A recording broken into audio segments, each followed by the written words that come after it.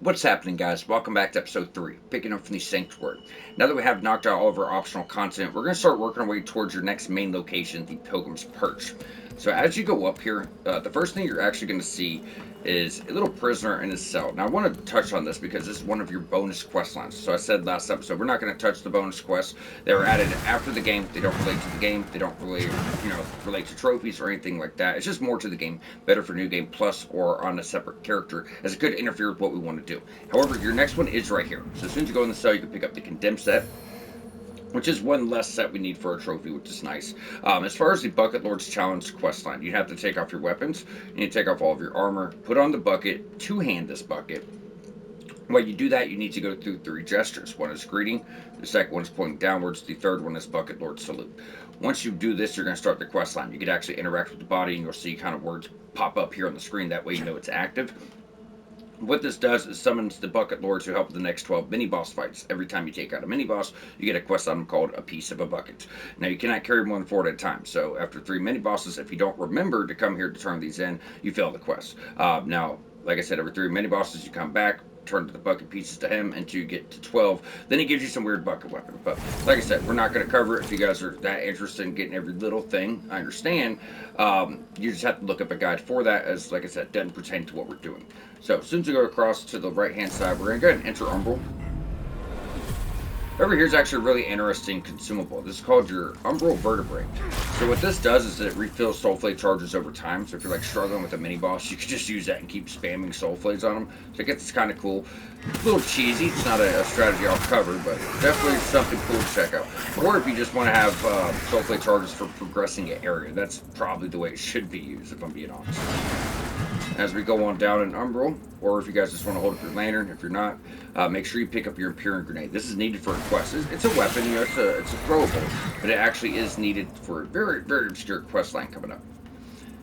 Now, Damarose, this will be her first real location that you're going to meet her. We got the stigma pertaining to her quest line last episode. I'm not going to say you have to have it for a quest, but it does relate to her quest. I don't think you'll be able to complete it. I'm quite certain she does always show up here, though. So going through her dialogue, you're going to pick up the conflagration spell. Which is okay for Inferno. It's not bad at all. Actually, it can do quite a bit of damage. You're just kind of holding up your hand, does a constant spray of fire, kind of burning through an enemy's health. It's kind of cool. You could have bought that from the tortured prisoner. That's why I told you not to. We just get it for free. Now, once we have her caught up right out here, is your bleed resistance bomb. And what I love about the resistance consumables in this game is they don't just boost your resistances; they will also cleanse. So it's it's a cure-all for that status, which is pretty neat. It's better than having to raise your resistance with one consumable and then switch it to another to cleanse as well. So really nice. Now, unfortunately, because we rested, we are going to have to go through this again. However, we do not want to enter a boss fight in Umbral, right? Then we don't get that second chance. Here, notice Damarose has now moved on. Then we can drop on down. There's going to be one enemy here. Then we're going to start going over the guide for this fight. Now, this is just a mini boss, like I said. All mini bosses are just basic elite enemies that you'll face later, but they're always introduced as a mini boss, right? So this is your Scourged Sister. Scourged Sister is a faith user for sure. She's going to do holy damage. She's using a flail. You could sit here and try to parry, and then just get criticals. That could be one way. However, the problem is with flails, sometimes the windup will hit you. It's actually an attack, not a windup, and it's really hard to read. Now, as you progress through the fight and get into her second phase, she might start smacking her back with a flail. This will create a holy bloodlust tornado. Excuse me, guys. Wow. My bad. So anyways, if the tornado's coming, you can hide behind the pillars you see there. Just try to run around and dodge from it. Aside from that, she's going to buff up her weapon with even more holy. It's really animated, hard to see on the screen, so you might be actually better off if you can't see her attacks. Just roll instead of trying to parry. You might actually get caught. Now, when you go into the arena, there's going to be 2 enemies right here. They're just pushovers, but we're going to take them out so our lock-on isn't targeting the wrong person. Then right past them is going to be a quest item for Dunmire. So when we go in this fight, we'll take care of that stuff. And then we're going to go on down. Before you go down the stairs to fight her, there's a parasite on the right. And it's very well hidden, but we can get this through a wall. So first things first, we'll go and buff on up. And you'll see, I mean, it sounds like a lot. I know it's really not that, not that complicated. It's just a lot to know here. So Bloody Esperillium, this is your first of 3 quest items for Dunmire. Then before you go down the stairs, as mentioned, you'll see she has a parasite. We siphon through the wall. And now she does not. So we could lead this fight with the Soulflame. And two, if you've been following my recommendations, we put in the Umbral Eye that gave us an additional Soulflame charges. So we actually have 2 Soulflame charges going through this fight, hopefully. Alright, there's phase 2. Back up. Should be able to get one more Soulflame if we're quick enough.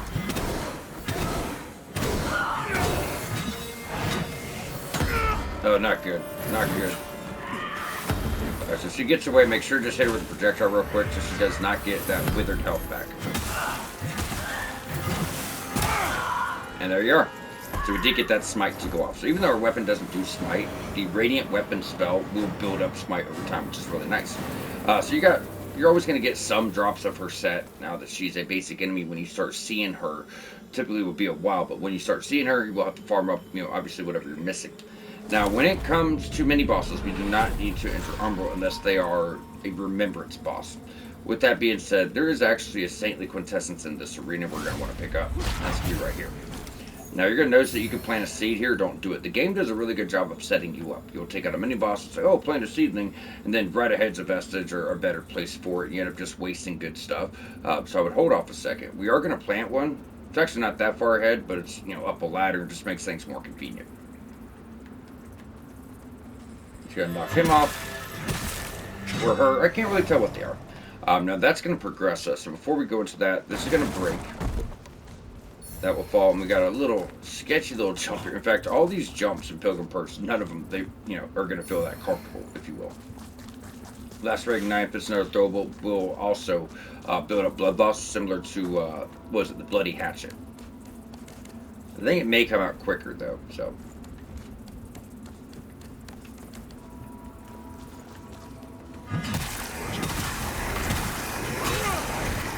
Thank you. Alright, so this is where we want to plant our seedling. As far as stats, we're going to reach our 20 health requirements, so we're going to start, keeping that stamina going until we hit 20 on that as well. Yeah, so we got quite a bit to go. I mean, 8 levels. We'll definitely have it before we leave here, that's for sure. Alright, so if you get killed, there you go. You're going to have a much better place. Now, we mentioned the Pilgrim's Perch key and why you don't want it. So for one, Pilgrim's Perch key does let you into a few doors. There's going to be 3 in general. One gets you an armor set. It's going to be this door right here. By the blacksmith, there's a door that you could open to get a pendant for strength builds that boosts physical damage and physical damage negation. And aside from that, the third door brings you to the start of the very long endgame. Now, a lot of people like to farm up 18,000 souls for this key to get into an in-game area to get really good weapons. These weapons have such a high stat requirement, you're not going to be able to reach it for such a long time. Now, also, we have on the modifier to have pre-upgraded loot. If you wait, we'll get that key for free, naturally progressing the game through Stoneman's Quest. And by the time we get there, you're not only going to have the stats to actually use the weapons, they'll probably be at like +8, almost fully upgraded, so it's much better to wait. And on top of all that, it will fuck up quest lines, so you don't want to do this. I called it out because it was there, but I did, urge you guys not to do it. It's not worth it. You're not able to even use this stuff. Now, moving out here, there's going to be a new enemy type. This is your Spiked Head. Its name is Ardent Penitent. I think that's how you say it, but he's right up here. We're just going to use Soulflames to deal with this guy, so we do need to be an Umbral. However, if this guy gets you, we don't want to get killed, so let's stay in action for the time being. We're going to just kind of throw him off the edge real quick. Soulflame. And stay locked on. Sometimes this can be inconsistent, and he won't actually go. So, like I said, if you just kind of stay locked on, that will position him correctly. If you notice, I'm not really worried about getting hit, because we do need to go in Umbral. So, small upgrades right there. And then we'll go ahead and just either enter Umbral or kill yourself. The outcome's the same. I actually believe this way's a lot quicker. So, alright, so from here we're going to backtrack. Get you some consumables.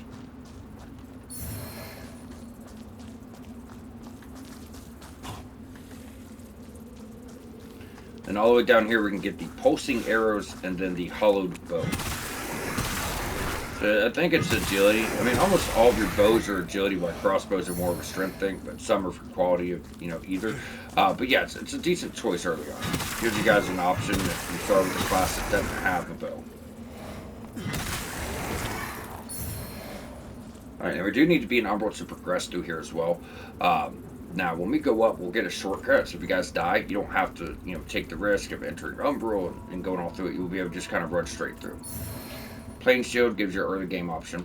So even if we go like pure radiance, because our build may change depending on choices. Like I just recommended we do radiance, strength radiance, agility radiance, pure radiance. It doesn't matter. But even if you're doing pure radiance, you're gonna want to use shields. So you're probably gonna want to put a few levels into your physical stats.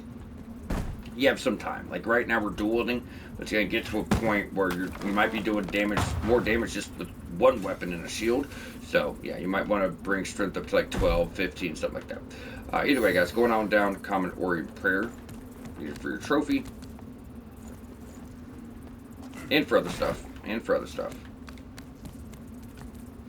so there's going to be another spiked head. Now, he's hidden behind this column, so what I like to do is just, kind of pull his aggro. Set him up. Throw him over. Alright, good, he went.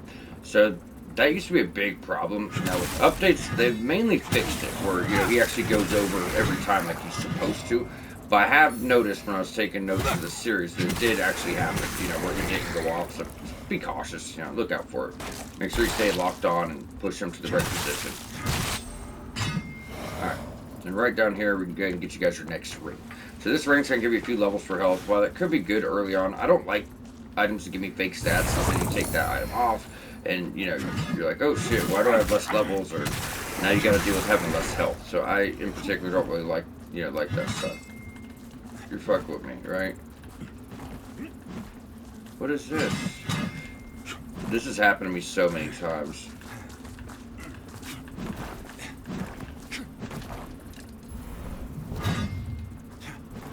Alright, let's try to just quit out low back in. Yeah, this is something that's always been in the game. It's just, it's a little unfortunate. It's not game breaking, not a big deal. It's just somehow you get positioned behind that body while you're getting that item. I'm hoping that worked. Okay, as I said, if that don't work, we're gonna have to try to butterfly out, and then we lose all of our souls. So, that would suck. Either way, once you get your ring, we can start heading back up. Now, in general, guys, this is actually gonna be a pretty short episode. Like I said, we try to go for about 30 minutes. First episode was an hour. We had a lot to do. We tried to go for about 30 minutes, just to give us a nice chunk of time to get everything done without, being overwhelming. However, we're trying to make it to Pilgrim's Purchase episode, so there's only so much stuff to do. Not to worry if you guys are following along. I'm gonna go ahead and make sure we post a few episodes today, and keep you guys, busy until I get more recorded. Because I know it's pretty short. It will be at least, maybe not even 20 minutes, like that short. Either way, guys, getting back on task here. This guy's gonna have a parasite, so let's go ahead and siphon. Then, if you want to use your spells, so you don't have to fight him on that tiny little platform. May make life a little bit easier. Thank you. Now that weapon seems like it would be for us. It does holy and it does blood loss, and I wish we could use it, but it's actually agility. It's just giving agility builds access to some of the statuses we use, right? But unfortunately, it's like a 12 agility requirement we do not have. And it doesn't get any scaling from our stats, only agility stats. So it's just not really worth it. For agility, it's damn nice, though. I will tell you that much. It's got like 80 blood loss on it. It's nothing crazy. You'll find much better stuff eventually. Right now, 80 blood loss buildup. 67 plus whatever scaling for agility once you meet that requirement of 12. And then it's got like a set amount of holy that you're going to, get off as well. So it's not bad. Now, we do want to enter Umbral. So there's like red pustules. You've seen the blue ones, but there's red ones too. They explode. So, for those that don't know, when you enter Umbral, what happens is you send out a little shockwave. It'll actually blow all those up and pretty much kill the enemies that are present, so it can be nice. That is a blood resistance ring. Not many enemies do blood loss. Alright, so we have a spiked head over here. You actually got to kind of fight this guy head up. We have a soul flame charge, sure, but it's hard to position this guy right. Now, if you buff up, it's really not that bad. I mean, we could probably just soul flame and beat him down. Maybe we can't throw him off the edge, but dodge backwards.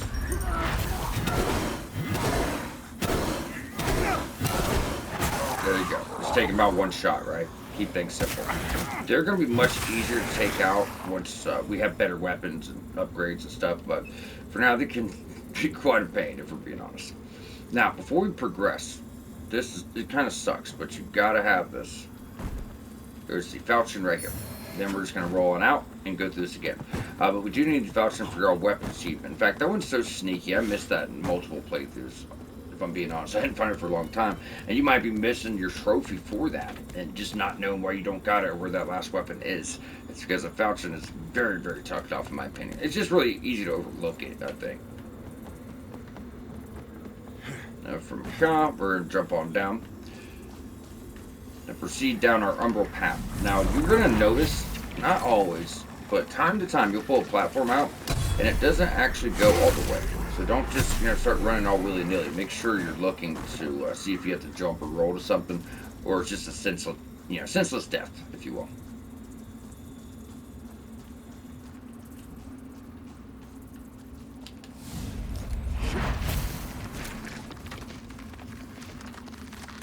Now we're actually going to just kind of follow this path around, and that's going to lead us to like the true start of the Pilgrim's Perch area. I mean, this area too, yeah, but this is more like the outskirts.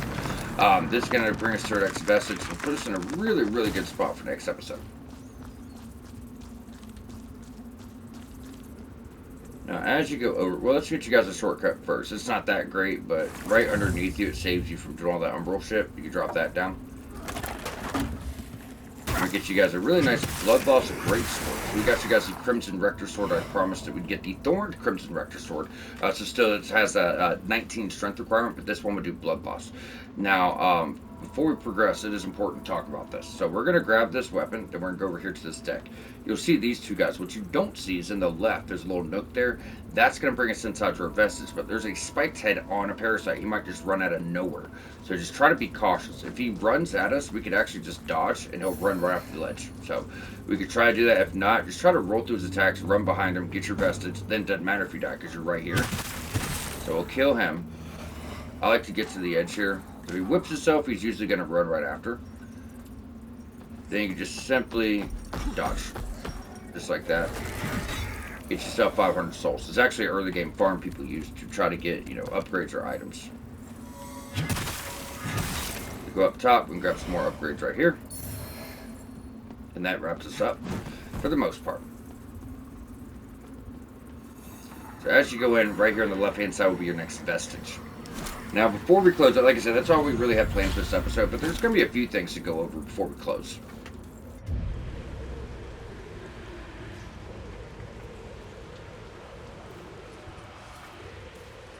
For one, let's go and grab a level.